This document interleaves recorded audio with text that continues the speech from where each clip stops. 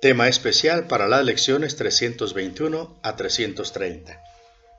¿Qué es la creación? La creación es la suma de todos los pensamientos de Dios, en número infinito y sin límite alguno en ninguna parte. Solo el amor crea, y únicamente a su semejanza. Jamás hubo tiempo alguno en el que todo lo que se creó no existiera, ni jamás habrá tiempo alguno en el que nada que haya creado sufra merma alguna. Los pensamientos de Dios han de ser por siempre y para siempre exactamente como siempre han sido y como son, inalterables con el paso del tiempo, así como después de que éste haya pasado. Los pensamientos de Dios poseen todo el poder de su Creador, pues el Creador quiere incrementar el amor extendiéndolo, y así su Hijo participa en la creación y por lo tanto no puede sino compartir con su Padre el poder de crear. Lo que Dios ha dispuesto que sea uno eternamente, lo seguirá siendo cuando el tiempo se acabe, y no cambiará a través del tiempo, sino que seguirá siendo tal como era antes de que surgiera la idea del tiempo. La creación es lo opuesto a todas las ilusiones, porque es la verdad. La creación es el Santo Hijo de Dios, pues en la creación su voluntad es plena con respecto a todo, al hacer que cada parte contenga la totalidad. La inviolabilidad de su unicidad está garantizada para siempre, perennemente a salvo dentro de su santa voluntad y más allá de cualquier posibilidad de daño, separación, imperfección o de nada que pueda mancillar en modo alguno su impecabilidad. Nosotros, los hijos de Dios, somos la creación. Parecemos estar separados y no ser conscientes de nuestra eterna unidad con Él. Sin embargo, tras todas nuestras dudas y más allá de todos nuestros temores, todavía hay certeza, pues el amor jamás abandona sus pensamientos y ellos comparten su certeza. El recuerdo de Dios se encuentra en nuestras mentes santas que son conscientes de su unicidad y de la unión con su Creador. Que nuestra función sea únicamente permitir el retorno de este recuerdo y que su voluntad se haga en la tierra, así como que se nos constituya nuestra cordura y ser solamente tal como Dios nos creó. Nuestro Padre nos llama, oímos su voz y perdonamos a la creación en nombre de su Creador, la santidad misma, cuya santidad su creación comparte con Él, cuya santidad sigue siendo todavía parte de Él. Y ahora siéntate en silencio y aguarda a tu Padre. Él ha dispuesto que vendrá una vez que hayas reconocido que tu voluntad es que Él venga, y solamente dile: Padre, te entregamos estos momentos como muestra de nuestro agradecimiento por el Espíritu Santo que nos enseñó a abandonar el mundo del pesar a cambio del mundo de felicidad que tú nos diste. Ya no miramos hacia el pasado, Padre. Ahora miramos solamente al presente y fijamos la mirada en el final de la jornada. Acepta, Padre, nuestras ofrendas de gratitud mientras contemplamos a través de la mirada de Cristo un mundo que está más allá del mundo que nosotros fabricamos. Y ahora aguardamos en silencio, sin miedo y seguros de tu llegada, pues hemos recorrido el camino siguiendo al guía que tú nos enviaste. Nosotros desconocíamos el camino, pero tú nos guiaste, y sabemos que nos recuerdas ahora como siempre lo has hecho. Solo pedimos que tus promesas se cumplan tal como es tu voluntad. El Padre y el Hijo crearon todo lo que existe. No pueden fracasar en nada. Con esta certeza damos los últimos pasos que nos llevan hasta ti y descansamos confiadamente en tu amor. Tu amor jamás nos defraudará.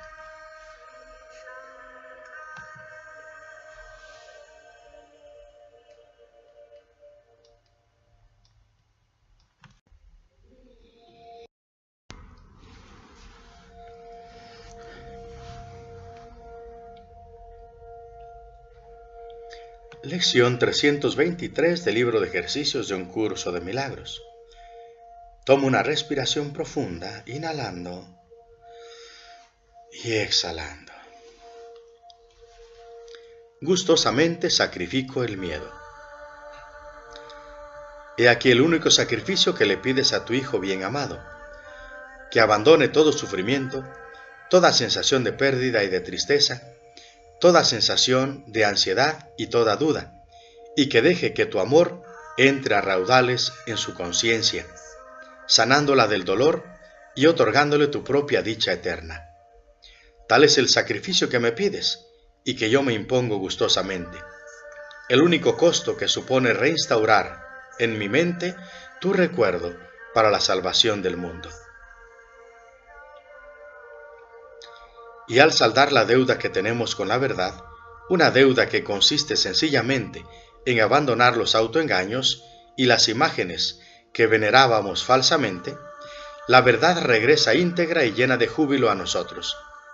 Ya no nos engañamos, el amor ha regresado a nuestra conciencia y ahora estamos en paz otra vez, pues el miedo ha desaparecido y lo único que queda es el amor.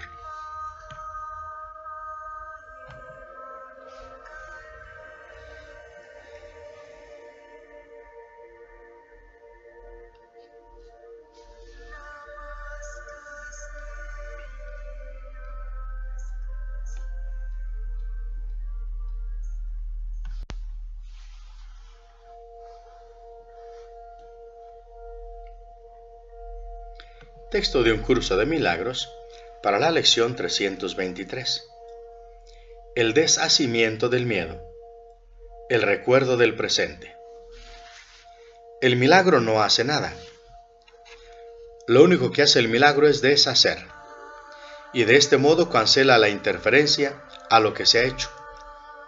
El milagro no añade nada, sino que simplemente elimina, y lo que elimina hace mucho que desapareció. Puesto que se conserva en la memoria, sus efectos parecen estar teniendo lugar ahora. Hace mucho que este mundo desapareció. Los pensamientos que lo originaron ya no se encuentran en la mente que los concibió y los amó por un breve lapso de tiempo. El milagro no hace sino mostrar que el pasado ya pasó y que lo que realmente ya pasó no puede tener efectos.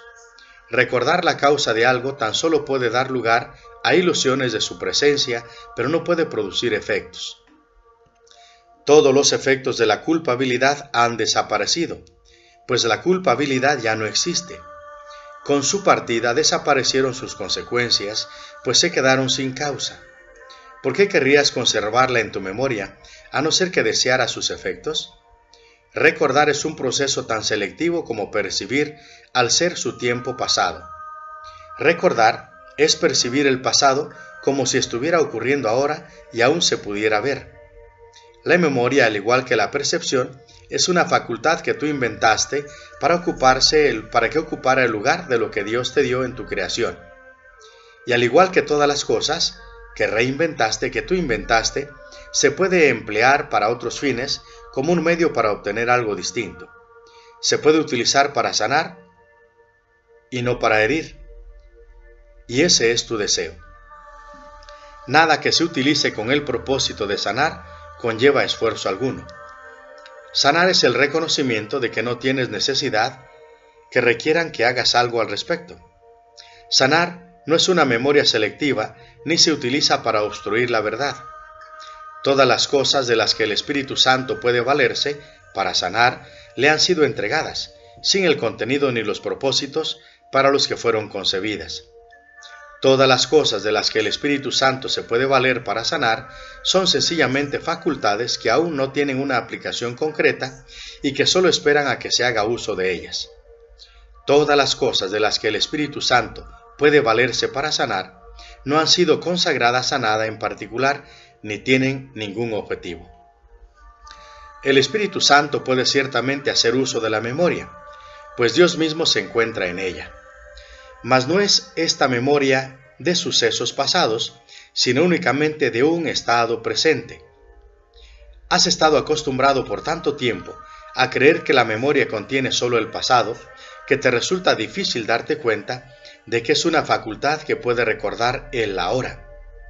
Las limitaciones que el mundo le impone a ese recordar son tan vastos como las que permites que el mundo te imponga a ti. No existe vínculo alguno entre la memoria y el pasado.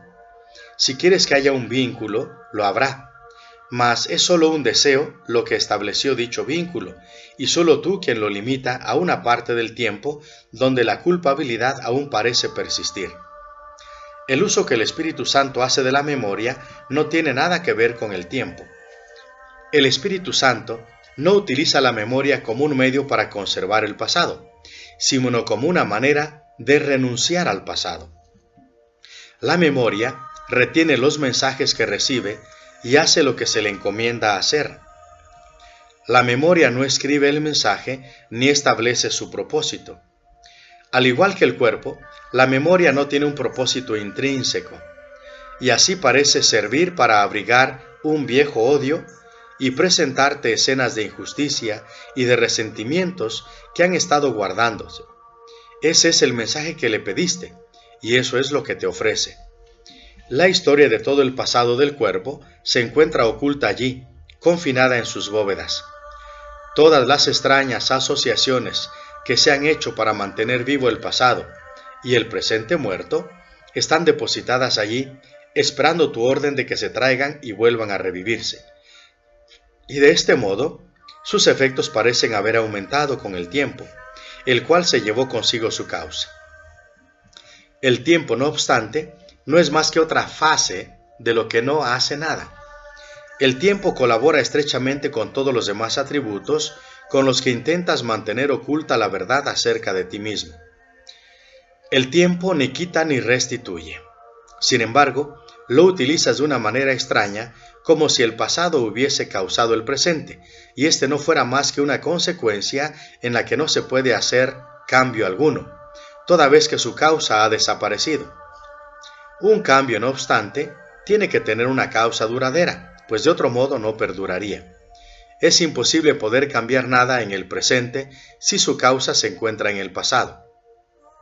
Tal como usas la memoria, solo el pasado está en ella, y así no es más que un modo de hacer que el pasado predomine sobre la hora. Olvídate de todo lo que te has enseñado a ti mismo, pues no fuiste un buen maestro. ¿Y quién querría conservar en su mente una lección absurda, cuando puede aprender y retener una mejor? Cuando memorias de viejos rencores vengan a recordarte, recuerda que su causa ya desapareció. Por lo tanto, no puedes entender cuál es su propósito. No permitas que la causa que quieren atribuirles ahora sea la misma que hizo que fuese lo que fueron y parecieron ser. Alégrate de que su causa haya desaparecido, pues de ello es de lo que se trata el perdón. Y contempla, en cambio, los nuevos efectos de una causa que se acepta ahora y cuyas consecuencias se encuentran aquí. Su hermosura te sorprenderá. Las nuevas ideas de antaño que traen consigo serán las felices consecuencias de una causa, con mayúscula, tan ancestral que excede con mucho el lapso de memoria que tu percepción ve. Esta es la causa que el Espíritu Santo ha recordado por ti, cuando tú la habrías olvidado. No es una causa pasada, porque Él jamás permitió que no se recordara. Nunca ha cambiado porque en ningún momento dejó Él de mantenerla a salvo en tu mente. Sus consecuencias te parecerán ciertamente nuevas porque pensaste que no recordabas su causa. Mas nunca estuvo ausente de tu mente, pues no era la voluntad de tu Padre que su Hijo no lo recordara. Lo que tú recuerdas nunca sucedió, pues procedió de una ausencia de causa que tú pensaste que era una causa.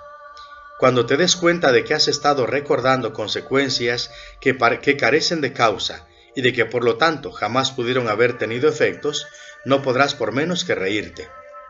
El milagro te recuerda una causa que está eternamente presente y que es inmune al tiempo y a cualquier interferencia. Dicha causa nunca ha dejado de ser lo que es, y tú eres su efecto, tan inmutable y perfecto como ella misma. Su recuerdo no se encuentra en el pasado ni aguarda al futuro. Tampoco se revela en los milagros. Estos no hacen sino recordarte que esa causa no ha desaparecido. Cuando le perdones tus propios pecados, dejarás de negarla. Tú que has querido condenar a tu propio Creador, no puedes comprender que no fue Él quien condenó a su Hijo. Quieres negarle sus efectos, sin embargo, estos jamás han sido negados. Es imposible que su Hijo pudiera jamás haber sido condenado por lo que carece de causa y es contrario a su voluntad. De lo único que tu memoria quiere dar testimonio es del temor a Dios. Él no ha hecho eso que temes, ni tú tampoco. Por lo tanto, jamás perdiste tu inocencia, y no tienes necesidad de curación para estar sano. Desde la quietud de tu interior, ve en el milagro una lección en cómo permitir que la causa tenga sus propios efectos y en no hacer nada que pueda interferir. El milagro llega silenciosamente a la mente, que se detiene por un instante y se sumerge en la quietud. Se extiende dulcemente desde ese momento de quietud y desde la mente a la que en dicha quietud sanó, hasta otras mentes para que compartan su quietud. Y éstas se unirán en su cometido de no hacer nada que impida el retorno de la radiante extensión del milagro a la mente que dio origen a todas las mentes. Puesto que el milagro nació como resultado de un acto de compartir, no puede haber ninguna causa en el tiempo que pueda hacer que el milagro se demore en llegar cuanto antes a las mentes perturbadas, para brindarles un momento de quietud en el que el recuerdo de Dios pueda retornar a ellas. Lo que querían recordar se acalla ahora, y lo que ha venido a ocupar su lugar no se olvidará completamente después. Aquel a quien dedicas parte de tu tiempo, le das las gracias por cada instante de silencio que le ofreces. Aquel a quien dedicas parte de tu tiempo, te da las gracias por cada instante de silencio que le ofreces. Pues en cada uno de esos instantes se le permite al recuerdo de Dios ofrecer todos sus tesoros al Hijo de Dios, que es para quien se ha conservado. Cuán gustosamente se los ofrece el Espíritu Santo a aquel para quien le fueron dados. Y su Creador comparte su agradecimiento porque Él no se le puede privar de sus efectos. En instante de silencio que su Hijo acepta, le da la bienvenida a la eternidad así como a Él, permitiéndoles a ambos entrar donde es su deseo morar. Pues en ese instante el Hijo de Dios no hace nada que le pueda producir temor. Que rápidamente aflora el recuerdo de Dios en la mente que no tiene ningún temor, que la mantenga alejada de dicho recuerdo. Lo que dicha mente había estado recordando desaparece. Ya no hay pasado que con su imagen tenebrosa impida ser feliz, despertar de la mente que la paz presente. Las trompetas de la eternidad resuenan por toda la quietud, mas no la perturban. Y lo que ahora se recuerda es la causa, no el miedo, el cual se inventó con vistas a anular aquella y mantenerla en el olvido. La quietud habla con suaves murmullos del amor que el Hijo de Dios recuerda de antaño, antes de que su propio recuerdo se interpusiera entre el presente y el pasado para hacerlos inaudibles. Ahora el Hijo de Dios se ha vuelto por fin consciente de una causa presente y de sus benévolos efectos. Ahora comprende que lo que Él ha hecho carece de causa y que no tiene efectos de ninguna clase. Él no ha hecho nada, y al recordar esto se da cuenta de que nunca ha tenido necesidad de hacer nada, y de que nunca lo tuvo. Su causa es sus efectos. Jamás hubo otra causa aparte de ella que pudiera generar un pasado o un futuro diferentes. Sus efectos son por siempre inmutables y se encuentran enteramente más allá del miedo y del mundo del pecado. ¿Qué se ha perdido por dejar de ver lo que carece de causa? ¿Y dónde está el sacrificio una vez que el recuerdo de Dios ha venido a ocupar el lugar que antes ocupaba la pérdida? ¿Qué mejor modo hay de cerrar la diminuta brecha entre las ilusiones y la realidad que dejar que el recuerdo de Dios fluya a través suyo y la convierta en un puente en el que solo un instante es suficiente para transponerla? Pues Dios la ha cerrado consigo mismo. Su recuerdo no ha desaparecido y ha dejado al Hijo encallado para siempre en una costa donde puede divisar la otra, pero que nunca podría llegar a ella. Su Padre ha dispuesto que Él sea elevado y llevado dulcemente hasta ella. Él ha construido el puente, y es Él quien transportará a su hijo a través del puente. No temas que Dios vaya a dejar de hacer lo que es su voluntad hacer, ni que vayas a ser excluido de lo que esta voluntad dispone para ti.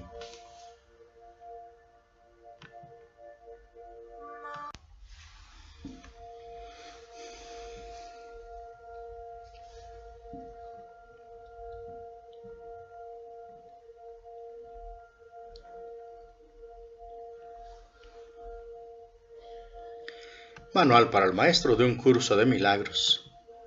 Clarificación de términos. El ego, el milagro. Las ilusiones no perduran. Su final es indudable, y eso es lo único que es seguro en su mundo. Por eso es por lo que ese es el mundo del ego. ¿Qué es el ego? El ego no es más que un sueño de lo que en realidad eres. El ego no es más que un pensamiento de que estás separado de tu Creador y un deseo de ser lo que Él no creó.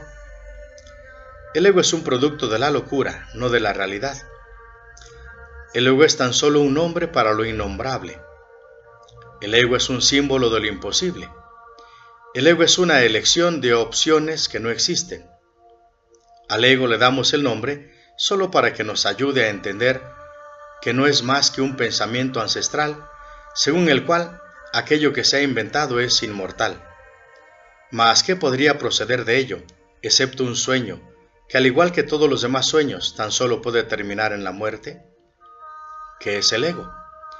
El ego no es nada, pero se manifiesta de tal forma que parece ser algo.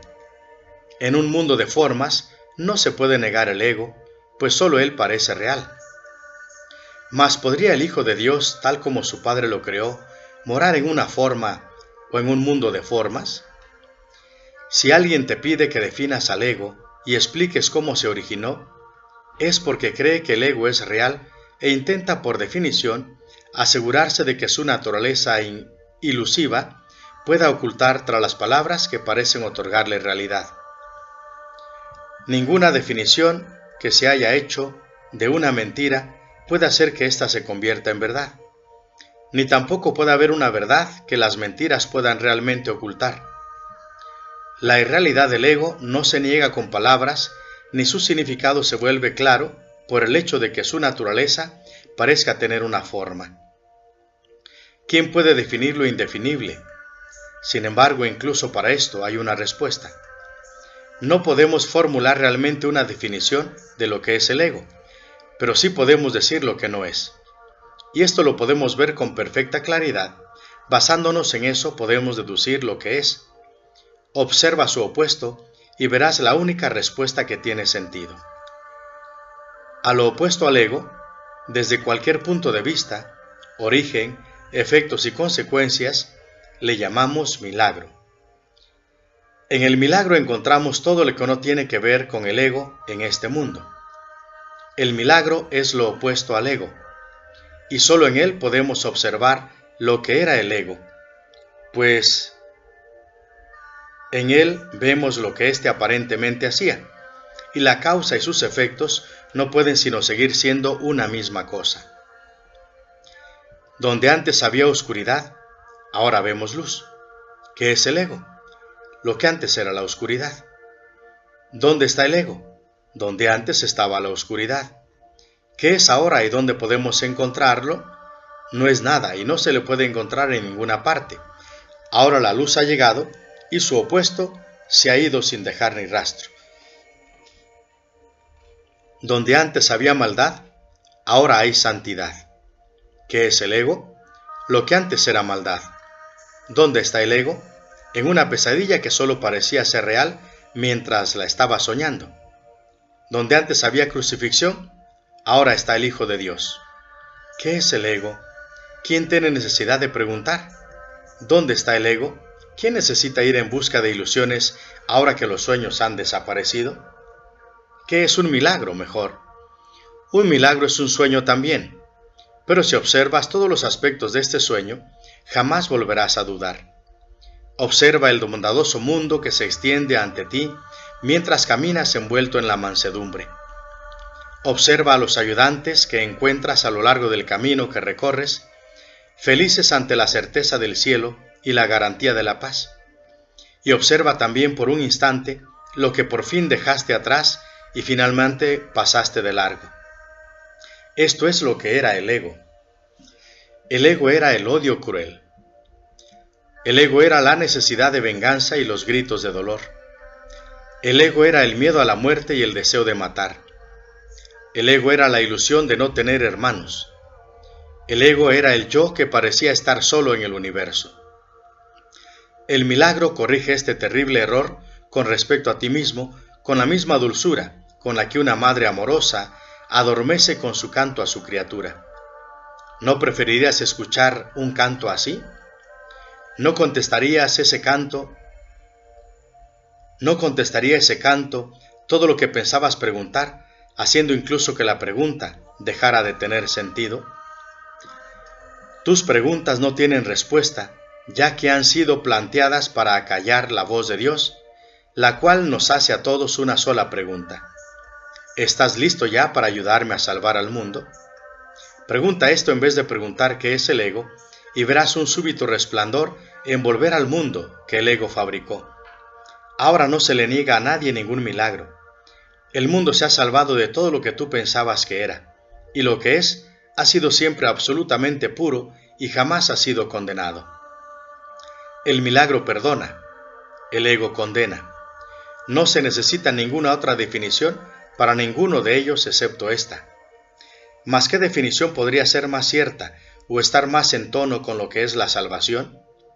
Con esto el problema y la respuesta se llevan uno al lado del otro, y al estar finalmente juntos, la elección es obvia. ¿Quién elegiría el infierno de reconocer que eso es lo que está eligiendo?